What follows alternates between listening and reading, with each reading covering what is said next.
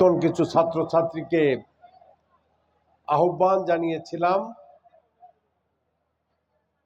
যে 40তম প্রতিষ্ঠা বার্ষিকীতে প্রাক্তন ছাত্রছাত্রীদের একটা মিলন মেলা অনুষ্ঠান করতে। তো যাই হোক, নানা প্রতিকূলতার কারণে তারা সেই মিলন মেলা অনুষ্ঠান সংগঠন করতে পারে নাই। আজকে ৪৫ বছর পূর্তি এবং প্রাক্তন ছাত্রছাত্রী নতুন ছাত্রছাত্রীদের মধ্যে একটা সুন্দর মিলন মেলার আয়োজন করেছেন। সেই জন্য আয়োজক বৃন্দকে আমি ধন্যবাদ জানাই এবং আগত প্রাক্তন ছাত্রছাত্রী বর্তমান ছাত্রছাত্রীদেরকে আমি স্বাগতম জানাই, শুভেচ্ছা জানাই এবং আগমনের জন্য অভিনন্দন জানাই। এই কলেজ 1980 সনে আমি প্রতিষ্ঠা করেছি। প্রতিষ্ঠা লগ্নের কথা অনেকেই আলোচনা করতে গিয়ে উপস্থাপন করেছেন। এই কলেজ শুরু করা খুব কঠিন ছিল। একটা লোকের পক্ষে একটা মক্তব প্রতিষ্ঠা করা অনেক বড় কঠিন কাজ, আর একটা কলেজ প্রতিষ্ঠা করা আরো অনেক বড় কঠিন কাজ। আমি শুধু এটুকুই বলবো, আমার জীবনের শ্রেষ্ঠ অর্জন এই দেশের স্বাধীনতা। আমি একজন মুক্তিযোদ্ধা, এটা আমার বড় গর্ব। আমি যখন ইন্টারমিডিয়েট ক্লাসের ছাত্র ছিলাম, এই দেশমাতৃকার স্বাধীনতার জন্য আমি অস্ত্র হাতে লড়াই করেছি এবং আমি সৌভাগ্যবান, এই দেশের স্বাধীনতার ঘোষক শহীদ রাষ্ট্রপতি জিয়াউর রহমানের সাথে তার জেট ফোর্সে ওই সময় একটি স্টুডেন্ট প্ল্যাটুনের কমান্ডার হিসাবে আমি পুরা যুদ্ধ তার সাথে পাকিস্তানি হানাদারদের বিরুদ্ধে সম্মুখ সমরে লড়াই করতে সক্ষম হয়েছি। এই দেশের স্বাধীনতা এই দেশের সকল মানুষের একটা শ্রেষ্ঠ অর্জন।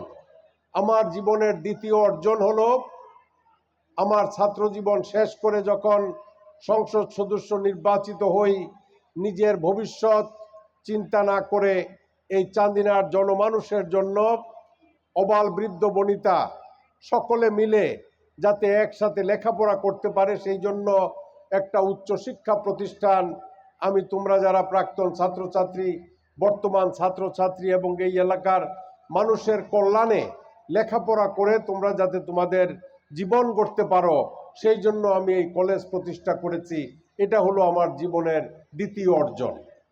এবং এই দ্বিতীয় অর্জনে আজকে যখন আমি দেখি যে আমার এই কলেজের ছাত্রছাত্রীরা বিভিন্ন শ্রেণী পেশায় তাদেরকে সম্পৃক্ত করতে পেরেছে, বিভিন্ন ক্যাডার সার্ভিসে একদম টিচার থেকে শুরু করে অ্যাডমিন এবং অন্যান্য ক্যাডার সার্ভিসে আমার কলেজের ছাত্রছাত্রীরা বড় বড় রাষ্ট্রীয় কাজে পদায়নে তারা উপবিষ্ট আছে, তখন আমি গর্ববোধ করি, আমার নিজেকে ধন্য মনে করি।